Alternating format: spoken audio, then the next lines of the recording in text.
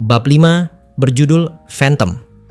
Fjord Visterk, komandan tertinggi Ordo Paladin Bangsa Suci Lenea, dikenal luas sebagai Fjord si Teguh. Dulu adalah sosok yang tegap, penuh wibawa, dan menjadi teladan para ksatria suci di seluruh provinsi selatan Qualia. Namun kini sosok itu tampak letih, matanya berat, dan ekspresinya diliputi rasa frustrasi yang sulit ia sembunyikan. Sejak berhari-hari lalu, ia nyaris tak tidur, menempatkan dirinya di garis terdepan perang informasi demi menghentikan serangkaian pembunuhan mengerikan yang menargetkan Paladin, serangan yang kini dikenal sebagai kasus pembunuhan Paladin. Di aula utama yang diubah menjadi markas sementara, dinding dipenuhi dokumen dan peta. Jarum penanda tertancap di berbagai lokasi kejadian. Para paladin dan rohaniawan sibuk memeriksa setiap potongan informasi. Namun semakin banyak mereka mencari, semakin tipis harapan yang mereka temukan. Dalam laporan terbaru, seorang bawahan melaporkan hilangnya kontak dengan junior Paladin Week dan kadetnya, Franco, di zona keempat distrik perumahan. Fjord mendengarkan kabar itu dengan rahang mengeras, menggigit bibir hingga darah mengalir. Hasil autopsi tiba. Kedua korban dibakar hidup-hidup, sama seperti korban-korban sebelumnya, namun kali ini tanpa mutilasi wajah. Menurut Cleric Cayman, tujuan pembunuh kali ini murni hanya membunuh. Meski waktu kematian relatif mudah diperkirakan, tidak ada saksi mata yang melihat kejadian. Satu-satunya petunjuk hanyalah kesaksian samar para tetangga yang mendengar pertengkaran di tengah malam. Tidak ada jejak pelaku, seolah pembunuh itu adalah bayangan yang menyatu dengan malam.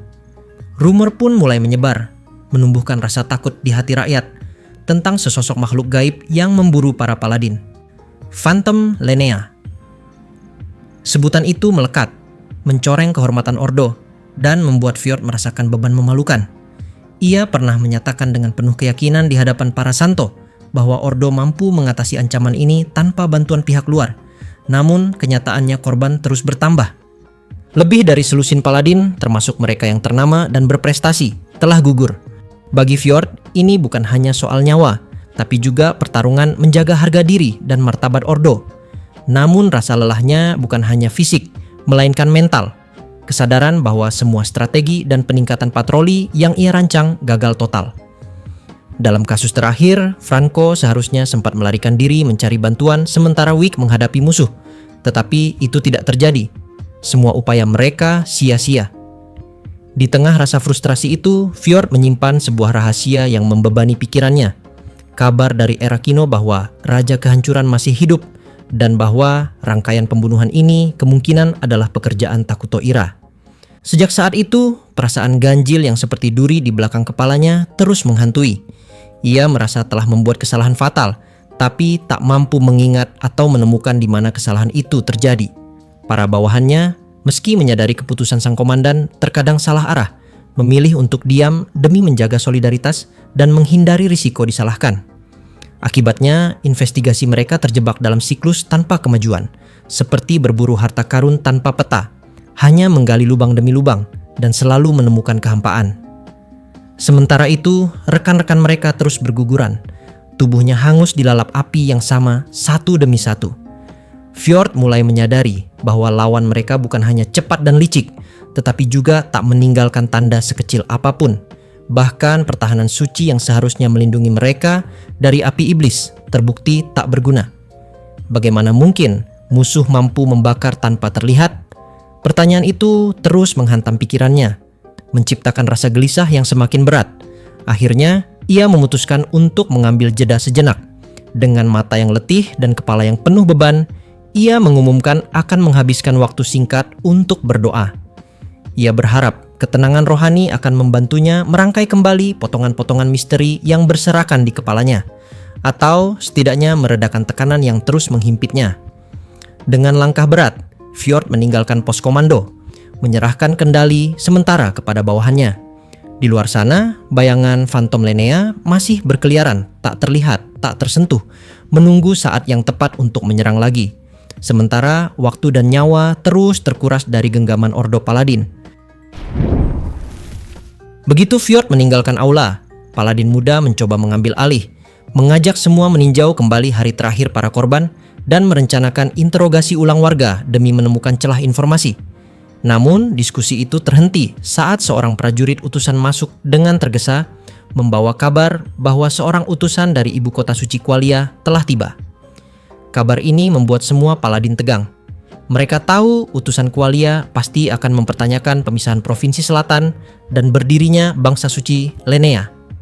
Di tengah ancaman Phantom Lenea yang masih bebas berkeliaran, campur tangan Qualia akan menjadi bencana. Identitas utusan menjadi kunci untuk menilai seberapa dalam Qualia akan ikut campur. Fjord kembali ke aula lebih cepat dari yang diperkirakan, mengambil alih kendali. Sang utusan tampak gugup, namun akhirnya mengumumkan dengan lantang. Yang datang adalah Scribe Saint Litrain Nerim Quartz, sosok yang paling tidak mereka harapkan. Kunjungan seorang saints di saat genting seperti ini adalah ancaman besar. Satu kesalahan kecil bisa menjatuhkan seluruh bangsa. Para paladin hanya bisa menahan rasa cemas, sementara Fjord, meski mengerutkan alis seperti yang lain, diam-diam menyembunyikan sebuah senyum tipis yang penuh arti. Fjord, tanpa banyak basa-basi, langsung menanyakan tujuan kedatangannya. Ia ingin tahu apa yang sebenarnya diinginkan Qualia. Negosiasi antara Lenea dan Qualia memang sudah berjalan, tapi hanya di tingkat kardinal, sementara keputusan sejati berada di tangan para petinggi pusat. Litrain dengan gugup menyampaikan bahwa sang Saint misterius, pemimpin tertinggi Qualia, tidak menaruh minat besar terhadap urusan ini. Hal itu mengejutkan Fjord, sebab sang Saint misterius dikenal sebagai sosok yang selalu mengatur arah kebijakan Qualia dari balik layar. Bahkan diyakini telah mengawasi kerajaan itu sejak awal berdirinya. Keputusan sang pemimpin untuk mengambil sikap menunggu jelas merupakan keuntungan besar bagi Lenea. Namun, Fjord tetap merasa curiga. Ketika ia menanyakan alasannya, Litrain terlihat gelisah, lalu membuka buku besar yang selalu dibawanya dan membaca sebuah laporan. Isinya adalah permintaan bantuan dari aliansi elemental Elnah yang baru saja diserang dan dihancurkan oleh seorang penyihir bernama Fagia bersama pasukan sukubusnya. Kabar itu membuat Fjord terperanjat. Ia tahu ada masalah di Elnah, tetapi kehancuran total adalah hal yang sulit dipercaya. Negeri itu memiliki para penyihir terkuat yang setara Paladin Lenea. Bahkan Elnah juga memiliki para saint mereka sendiri. Dengan kekuatan dan medan hutan yang menguntungkan, Elnah seharusnya mampu bertahan. Keyakinan itulah yang membuat Qualia tidak ikut campur sejak awal. Keyakinan yang kini runtuh di hadapan kenyataan pahit. Bagi Fjord, kekalahan itu justru membuka peluang. Meski di permukaan ia berbicara tentang maraknya ancaman para penyihir dan perlunya para prajurit cahaya untuk melindungi dunia Arlos, dalam hati ia melihat celah strategis yang bisa dimanfaatkan. Ia kemudian meminta Litrain memberikan semua informasi yang dimilikinya, agar mereka dapat menyusun langkah menghadapi kekuatan jahat yang kian merajalela. Sang Saint Scribe, meski ragu, akhirnya bersedia membeberkan apa yang ia ketahui. Fjord mendapatkan beberapa informasi penting dari Saint Litrain, dan sebagai gantinya, ia membagikan apa yang mungkin ingin diketahui Qualia. Dari percakapan itu, ia menyadari dunia tengah menghadapi krisis besar. Kejatuhan aliansi elemental Elnah benar-benar di luar dugaannya. Meski demikian, posisi geografis memberi Lenea sedikit waktu, karena medan pegunungan antara Qualia dan Elnah akan memperlambat invasi. Namun, Fjord segera menyadari bahwa kedatangan Litrain bukan sekadar menyampaikan kabar. Ia menebak gadis itu memiliki tujuan pribadi. Dan benar saja, Litrain meminta agar ia menjadi perantara untuk bertemu High Paladin Verdel, ayah angkatnya. Hubungan keduanya pernah diputus secara paksa karena intrik politik dan rumor tak berdasar, meski keduanya saling menyayangi sebagai ayah dan anak. Fjord yang paham risiko politik setuju membantu dengan syarat pertemuan dilakukan secara tertutup agar tidak memicu gosip baru. Litrain menerima dengan gembira. Bagi Fjord, menjaga fokus gadis itu hanya pada ayahnya adalah langkah aman agar Qualia tidak ikut campur urusan Lenea karena Phantom yang sedang menjadi masalah. Sebelum pergi, Litrain sempat menanyakan apakah Tuhan benar-benar ada. Pertanyaan yang mengejutkan seorang saint bisa lontarkan. Fjord menenangkan hatinya dan menjawab dengan yakin bahwa Tuhan memang ada dan selalu mengawasi. Litrain pun merasa lega. Lalu Fjord mengantarnya ke kamar yang sudah disiapkan sambil memastikan tak ada yang mengetahui pertemuan mereka. Bab 5 udah selesai. Ini udah versi ngebut. Gak bisa dipercepat lagi. Dan gak bisa diloncat-loncat. Kalau diloncat-loncat terus, jadi gak asik cuy. Percayalah, ini udah maksimal. Dan ini cerita asli. Takuto gak langsung berantem, tapi dia susun taktik kayak gini dulu. Oke, Kita lanjut aja. Judul dari bab ke-6 adalah Insight. Di tengah kekacauan yang melanda pusat pemerintahan bangsa suci Lenea, ada seseorang yang justru menikmati situasi itu, layaknya penonton santai menonton film bencana. Orang itu adalah Sludge Atau. Di kamar pribadinya yang mewah di Katedral Saint Amritat, markas besar pengelolaan negara, Atau berbaring santai di ranjang empuk, memeluk erat boneka kain buatan sendiri berbentuk Takuto, dan berguling-guling tanpa beban. Ia tertawa kecil, mengakui bahwa dirinya sama sekali belum menemukan gambaran utuh mengenai situasi negara ini, apalagi solusi. Setelah mencoba berpikir sebentar, ia menyerah, memutuskan akan menunggu ide datang dengan sendirinya. Kebebasan yang ia miliki di sini jauh berbeda dengan saat ia menjabat sebagai orang nomor 2 di Minohra. Di Lenea, tidak ada Elder Moltar yang bisa ngomelinya karena bermalas-malasan. Bahkan dengan statusnya yang unik, mantan penyihir musuh yang kini diasuh langsung oleh Game Master. Posisinya di pemerintahan lebih mirip bom waktu daripada pejabat resmi. Tidak ada yang berani memaksanya bekerja. Namun, Atau sadar sepenuhnya bahwa Lenea sedang berada di ujung tanduk. Para pemimpin terkuatnya justru tidak berfungsi. Dua Saint muda yang masih saling canggung. Penyihir Erakino yang kemampuannya terbatas, Komandan Fjord yang sibuk dengan urusan pribadinya, dan dirinya sendiri yang mengurung diri di kamar. Akibatnya, kebijakan negara dijalankan sesuka hati oleh para bangsawan dan biarawan berpengaruh, sementara Ordo Paladin yang dulu menjadi tulang punggung keamanan kini kacau balau. Lenea tidak memiliki satupun otoritas pusat yang benar-benar mampu mengendalikan keadaan. Di pikirannya, jika situasi ini dibiarkan, Takuto akan mampu menaklukkan Lenea tanpa harus mengerahkan pasukan besar. Apalagi, ia meyakini bahwa pembunuhan misterius terhadap para paladin beberapa waktu lalu adalah ulah Takuto, langkah strategis yang hanya menjadi bagian dari rencana jauh lebih besar. Meski kini berada di pihak lawan, Atau tidak pernah bisa benar-benar menghapus perhatiannya terhadap Takuto. Ada kekaguman mendalam yang bercampur dengan rasa waspada. Ia mencoba memahami motif sang mantan raja, menganalisis kemungkinan alasan di balik tindakan itu, tapi jawabannya tetap kabur. Ia sempat memandang boneka Takuto di pelukannya dengan tatapan bimbang. Ada rasa takut jika suatu hari Takuto benar-benar membencinya karena pengkhianatan yang pernah ia lakukan. Namun, ia juga tahu dirinya cukup kejam untuk membunuh Takuto bila keadaan memaksa. Apakah itu akibat cuci otak dari Game Master, atau memang sifat aslinya sebagai penyihir, atau tidak tahu pasti. Saat pikirannya terus memutar skenario dan metode yang mungkin digunakan Takuto, sebuah perasaan aneh muncul, seolah ada sesuatu yang sangat penting telah ia lupakan.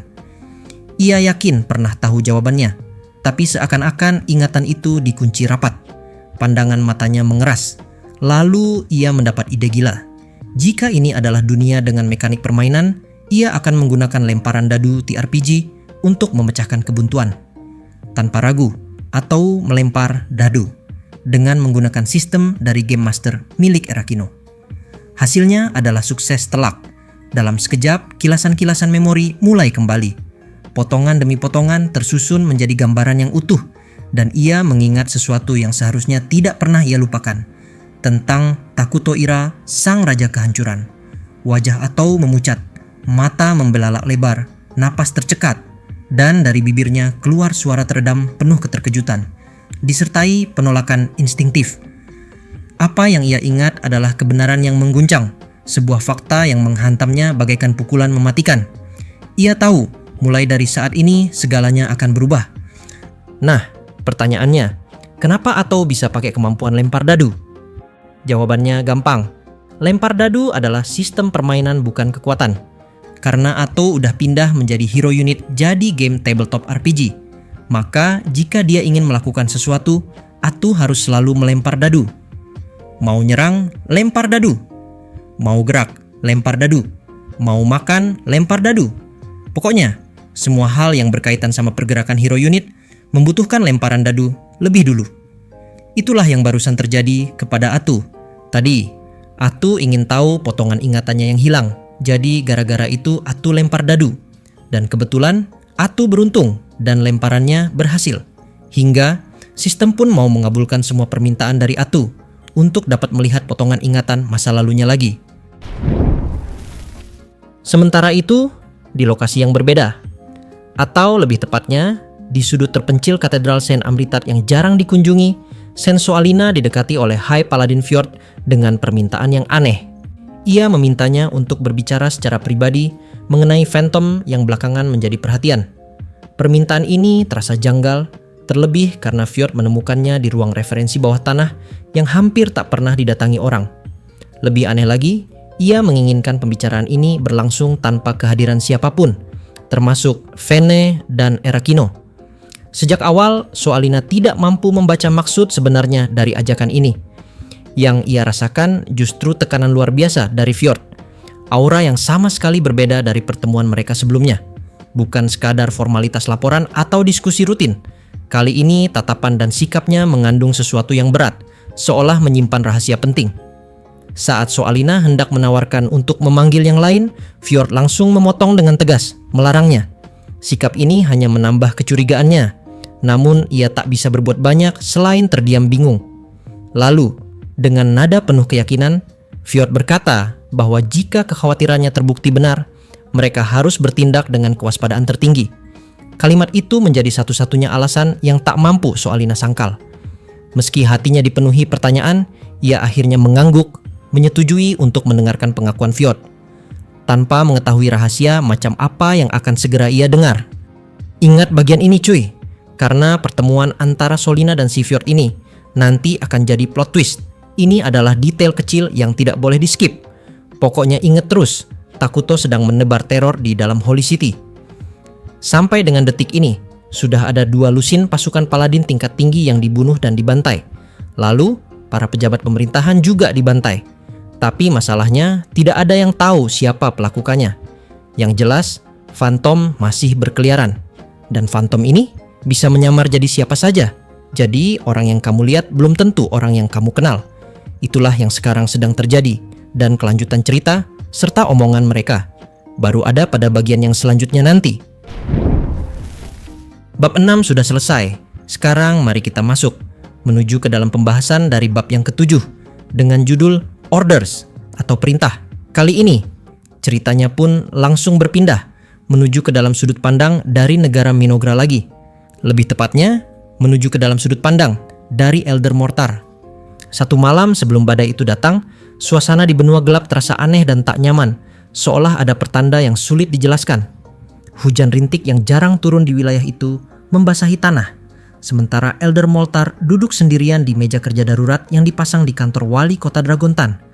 Di hadapannya tergeletak selembar kertas berisi tulisan rapi, sebuah teka-teki yang ditinggalkan Takuto setelah kebangkitannya. Teka-teki itu menantangnya untuk memecahkan misteri bagaimana sang raja bisa selamat dari serangan mendadak yang seharusnya membunuhnya. 7 pernyataan tercatat di sana, semuanya tertulis dengan tangan Takuto sendiri.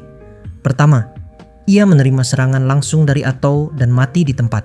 Kedua, api Sensualina juga menyebabkan kematiannya. Ketiga, ia tak memiliki kemampuan pemulihan untuk menyembuhkan dirinya sendiri. Keempat, yang diserang adalah dirinya sendiri, bukan kembaran, alter ego, makhluk lain, atau ilusi. Kelima, ia tidak mati lalu hidup kembali dan tidak terjebak dalam lingkaran waktu. Keenam, ia lolos dari krisis itu tanpa bantuan pihak ketiga. Ketujuh, semua peristiwa tersebut benar-benar terjadi. Mortar menatapnya lekat-lekat, berusaha merangkai logika dari petunjuk yang saling mengikat. Namun, setiap kali ia mencoba menemukan jawabannya, pikirannya buntu. Ia tahu sang raja pasti menggunakan cara yang tak diketahui siapapun, tetapi apa? Bagaimana mungkin ia bisa selamat dari situasi yang mustahil itu? Dengan napas berat, Mortar bersandar di kursi, membuat kayunya berderit pelan. Nyala lilin di meja bergoyang, dan suara hujan di luar sedikit meredakan lelahnya. Ia memijat bahunya yang kaku, berniat menutup pekerjaannya malam itu. Namun tiba-tiba suara muncul dari belakang. Seketika ia menoleh dan matanya membelalak. Di sana berdiri Takuto, raja yang ia hormati sepenuh jiwa. Kejutannya begitu besar hingga kata-katanya tersendat. Bagaimana mungkin Takuto berada di Dragontan sekarang? Bukankah ia sedang menyusup ke Qualia, tepatnya Lenea, untuk menjemput Atu? Perjalanan ke sini seharusnya memakan waktu berhari-hari, apalagi di tengah ancaman monster dan barisan paladin yang menjaga perbatasan. Namun sang raja hanya tersenyum, menyebut bahwa ia menggunakan sihir dengan penekanan yang terasa janggal dan tak memberi penjelasan lebih lanjut. Moltar menahan rasa ingin tahunya, memilih menerima kenyataan bahwa sang raja memiliki kemampuan sihir yang tak ia pahami. Takuto lalu bertanya di mana semua orang, dan Moltar menjawab mereka hanya sedang beristirahat sebentar. Namun begitu sadar bahwa kedatangan raja adalah kabar besar, Moltar bergegas menyatakan akan memanggil seluruh dewan secepat mungkin.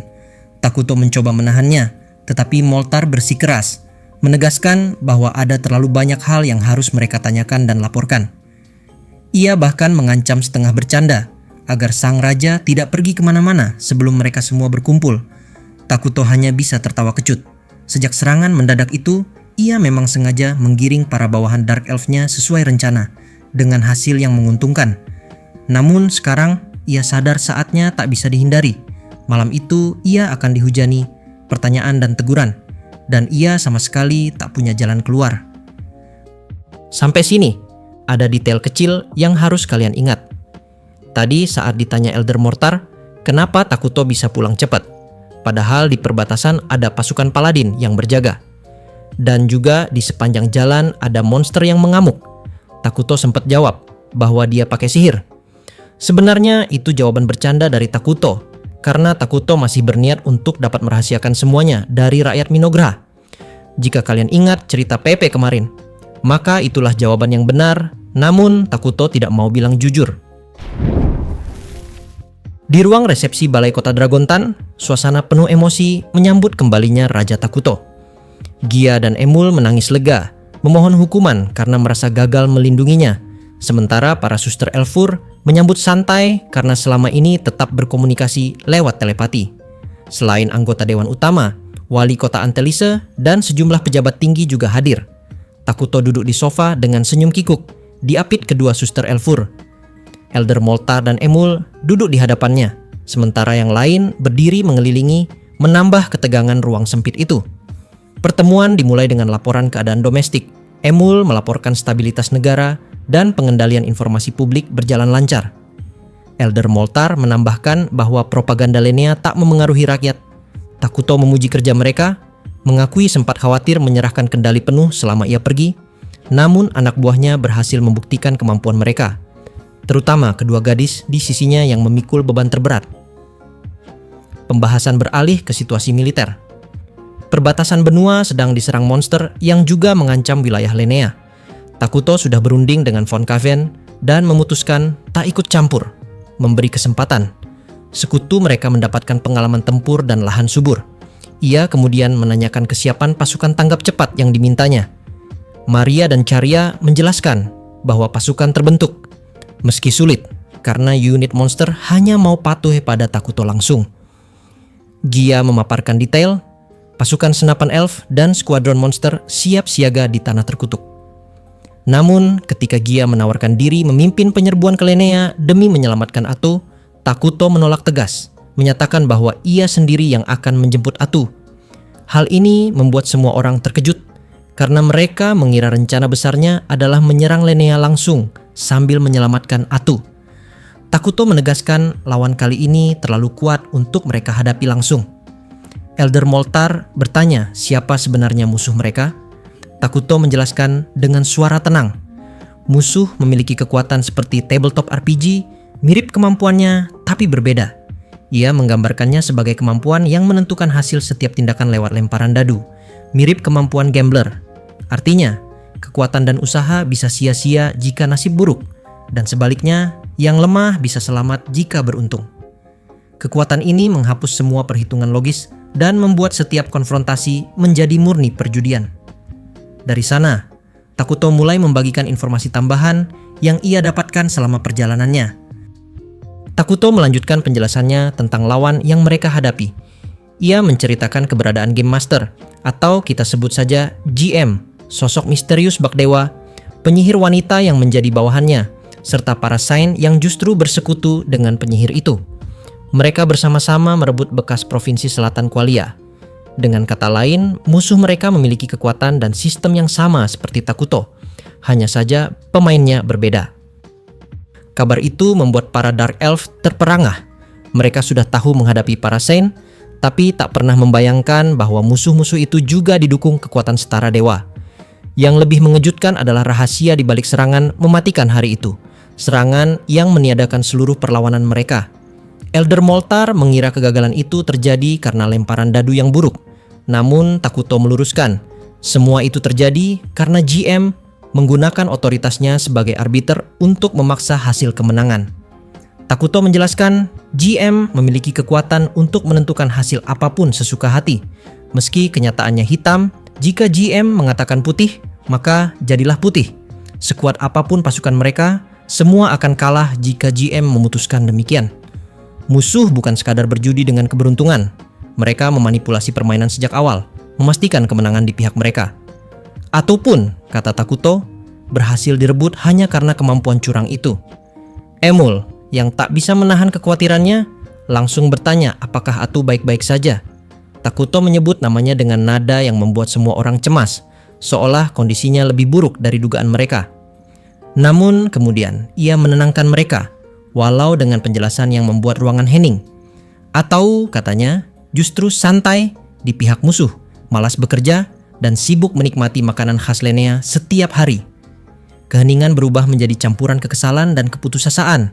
Bahkan Emul yang tadinya paling cemas hanya bisa menutup wajahnya. Takuto tidak menceritakan bahwa ia sebenarnya mengawasi semua gerak-gerik Atu secara diam-diam, termasuk percakapan mesranya dengan para Saint tentang dirinya, hingga obrolan aneh dengan boneka Takuto buatan sendiri. Ia memutuskan menyimpan semua itu rapat-rapat demi harga diri Ato. Untuk menyelamatkan wajah sang pahlawan, Takuto menyalahkan brainwashing, walau semua orang ragu. Meski kesal, mereka lega Ato selamat dan memutuskan fokus pada strategi menghadapi krisis ini. Maria dan Karya menanyakan cara mengalahkan lawan berkekuatan dewa seperti itu, apalagi Ato masih di pihak musuh. Takuto mengakui bahwa sistem TRPG milik Lenea ditambah kekuasaan GM yang absolut hampir tak memberi celah. Namun ia menambahkan tak ada kekuatan yang sempurna. Bahkan tangan dewa pun punya kelemahan jika dipegang oleh manusia. Ia sendiri telah berhasil menyembunyikan gerakannya dari pengawasan GM menggunakan metode tertentu. Dan itu adalah inti dari misi penyamarannya di Lenea, mencari celah untuk melawan otoritas arbiter. Dikelilingi tatapan penuh tanya, Takuto memutuskan untuk mengungkap jawabannya. Ia memberi isyarat pada Elder Moltar, yang kemudian mengeluarkan selembar kertas dari sakunya dan meletakkannya di meja. Dari sanalah, Takuto mulai menceritakan apa yang sebenarnya terjadi pada hari kelam itu, dan langkah apa yang ia ambil untuk bisa bertahan hidup. Takuto bilang kepada mereka, aku selamat karena... titik. Sayangnya, teka-teki ini masih bersambung. Karena alasan asli kenapa Takuto masih hidup baru akan dijelaskan tepat di dalam pertarungan berikutnya. Di ruang strategi yang dipenuhi ketegangan, Takuto kembali menegaskan rencana mereka. Tujuan utama operasi ini adalah membawa Atou kembali. Tujuan kedua, menghancurkan para Saint musuh dan sang penyihir. Dengan nada tegas, ia mengumumkan bahwa kemampuan arbiter milik GM akan ia tangani sendiri, karena ia mengetahui celah fatal dalam kekuatan itu. Tidak ada yang berani memotong ucapannya. Diam yang tercipta bukan karena ragu pada perintahnya, tetapi karena mereka sempat merasakan seberapa besar kekuatan yang dimilikinya. Takuto lalu menambahkan, yang ia butuhkan dari mereka hanyalah membantu membersihkan sisa-sisa setelah semuanya berakhir. Karena bahkan baginya, melenyapkan satu negara sendirian adalah pekerjaan yang terlalu merepotkan. Pernyataannya membuat semua yang hadir kesulitan memahami logika di balik pikirannya. Kekuatan Takuto memang berada di tingkat ketuhanan, sebanding dengan GM. Namun, hanya makhluk tanpa jiwa yang bisa dengan tenang memikirkan ide untuk menghapus sebuah negara dari peta. Ia pun mengingatkan bahwa setelah operasi selesai, seluruh benua kemungkinan besar akan jatuh ke dalam kekacauan.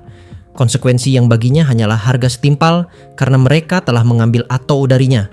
Mereka semua sadar, di hadapan mereka berdiri sosok yang benar-benar bukan dari dunia ini. Entitas yang melampaui imajinasi, layaknya dewa, namun memancarkan aura kehancuran. Dengan senyum riang yang kontras, Takuto mengusulkan nama operasi. Operation Decapitate the Divine Nation. Artinya, Operasi Bantai Habis-habisan Negara Suci Lenea. Sebuah nama yang sama kejamnya dengan metode yang akan ia gunakan, cerminan sempurna dari niat balas dendamnya. Di balik wajahnya yang muda, tersembunyi kebusukan dan niat jahat yang begitu pekat, layak disandang oleh gelarnya Raja Kehancuran. Ia menutup pertemuan dengan satu peringatan, agar mereka menuntaskan semua bekas jejak setelah operasi. Sebab, ia adalah tipe yang selalu membalas dendam kepada siapapun yang berani melawannya. Kalimat terakhirnya bukan hanya perintah, tapi juga ancaman yang memastikan tak seorang pun meremehkan tekadnya. Pada hari itu, Sang Raja Kehancuran menetapkan rencana yang akan mengubah wajah benua untuk selamanya. Selanjutnya, bab 8. Perang antara Takuto Ira melawan Game Master akan segera dimulai. Jadi, buat yang cuma mau lihat pertarungannya doang, maka semua isi cerita udah kami cepetin, biar bisa sampai ke adegan perang aja. Dan cerita itu harusnya mulai pada video berikutnya.